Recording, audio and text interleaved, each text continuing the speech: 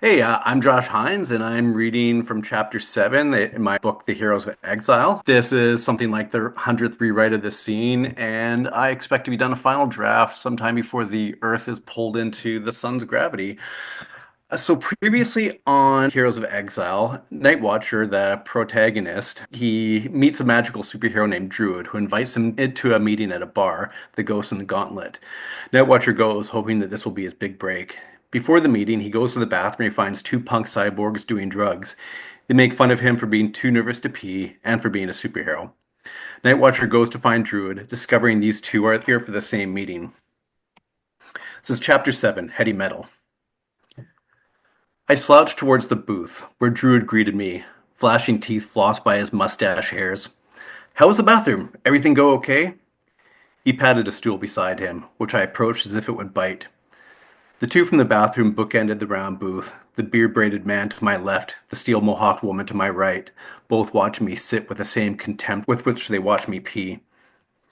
Two more cyborgs squished elbow to elbow on the far side of the booth. One, a man near to beard braid and age and height, bowed his head.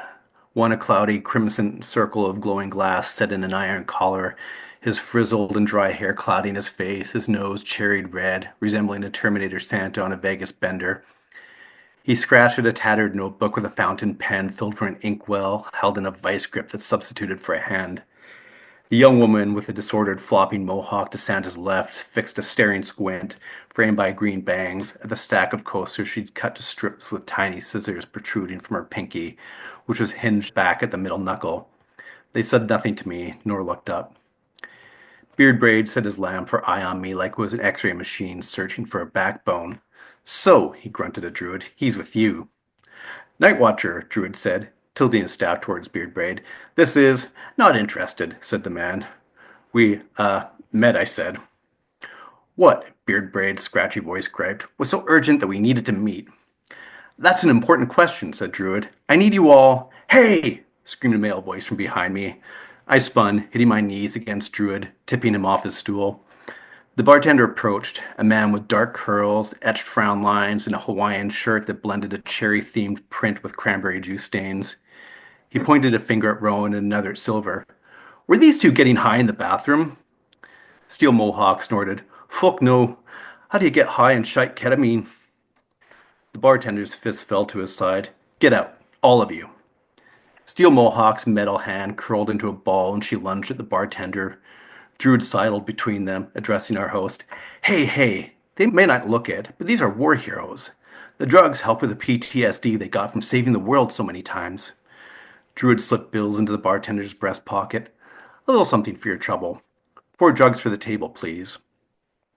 The bartender's eyes went from Druid to us to his pocket. He stomped around the corner, out of the nook. Steel Mohawk chuckled and slid back into the round booth. Druid retook his seat. I asked you here because... He counted bodies. Our numbers are smaller than I expected. Beard Braids inspected the booth's empty spaces. Where'd Weldon Gleam go? A woman screamed over the background radio rock, percussion with heavy-hitting boots.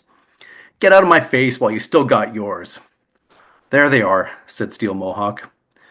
2 cyborgs stormed into the nook from behind the bar, chased by the bartender, his face as pink as his shirt stains.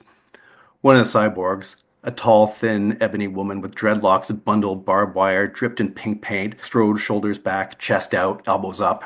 Her tank top was inside out, and her belt buckle, which spelled fuck in gold in all caps, dangled undone. The other, a man with chiseled cheekbones, airbrushed milky complexion, and chin-length brown hair, had an arm around the woman's waist. Cheekbones paused at the end of the nook, back against the wall, basking the bartender in a pearled trapezoid of a smile, his voice like a baritone during warm-ups. You seem enlightened enough to be cool with this. The bartender yelled past them, a druid. Are these two with you as well? Druid bounced into their circle. What's the problem? What's the problem? The bartender screamed. I walk into my deep freeze and find them doing a goddamn naked photo shoot. Cheekbone shook his head. We did no such thing. It was a live stream. The bartender pointed at Pink Dreadlocks. She was laying on a food shelf, violating some frozen chickens, the laws of God, and several health codes. Cheekbone sighed. Artists are scorned in their own time. Pink Dreadlock shoved the bartender. I think the words you're looking for are thank you. I just doubled the value of those chickens. Triple for the ones that touch my feet. The bartender pointed towards the door. Out! Everyone! Druid laid a hand on the red-faced bartender's shoulder. Hey, let's not be rash. A credit card was in his hand, raised to the bartender's eye level. You recognize the logo on this card, right? The bartender took the card, scrutinizing it, and Druid. The Table of Justice? You have a Table of Justice credit card? Druid slipped his arm over the bartender's neck, nudging him away from us. With a generous limit, I don't mind saying. I'll not only pay for the chickens, but buy a round for everyone in the pub. The bartender held the card to the light like it was a diamond. 2 rounds, plus tip. 2 rounds, and you leave us in peace. The wide-eyed bartender slipped the card into his apron and left. Beard Braids hopped out of the booth, allowing the new arrivals to slide between him and Vegas Santa. Now, said Druid, are we all here? No, grunted Beard Braids. Gristle's missing. Where is he? He went, said Vegas Santa in a voice soft, like a hummed, half-remembered concerto, to find us some beer. Round the corner, metal smashed into metal, followed by splintering, ripping wood, and then the bartender's voice.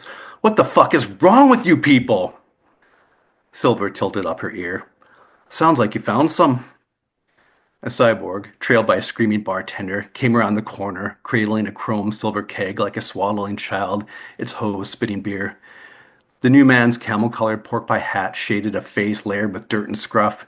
He hoisted the keg. Who needs a drink? Druid launched from his stool. Hey, he said, separating pork pie and the bartender, the latter's face dark as a blood blister. I realize this falls outside the range of standard. The bartender took the credit card from his apron and jammed it into Druid's chest. Get the fuck out in the alley behind the Ghost and Gauntlet. The cyborgs kicked aside garbage and stacked red plastic beer crates around a table-sized, wobbling wooden spool, recreating the booth we vacated. Druid snuck back in to pilfer beer glasses, but left his staff, which towered, unsupported, near the spool, its gem throwing a halo of warmth like a patio heater. Pork pie squeezed the reappropriated beer barrel between his thighs, deep-throating the hose, and using a torn cherry print Hawaiian shirt to wipe the blood smear left by a bartender's nose. The alley was our own Narnia, if Narnia was entered not via a wardrobe, but through a back of a fridge found in a landfill. Bins spat trash bags that spread rodent-strip drumsticks and steak bones. The half-dozen candlesticks stuck to the spool top, the staff's gem and second-floor motion sensor floodlight casting the cyborgs' faces into a shadowed waltz of orange, lime, and gold. Darkness crowded our enclave, whispering through breeze-rustled paper and the scurry of little, long-tailed beasts. A cyberpunk collage glowered at me from the makeshift booth, a mix of metal limbs, safety pins, hand-sewn patches, piercings, flesh-piercing tubes, and thread-worn vests. Most of their eyes, or scrappy refuse sub for eyes, bored through my chest to my spine.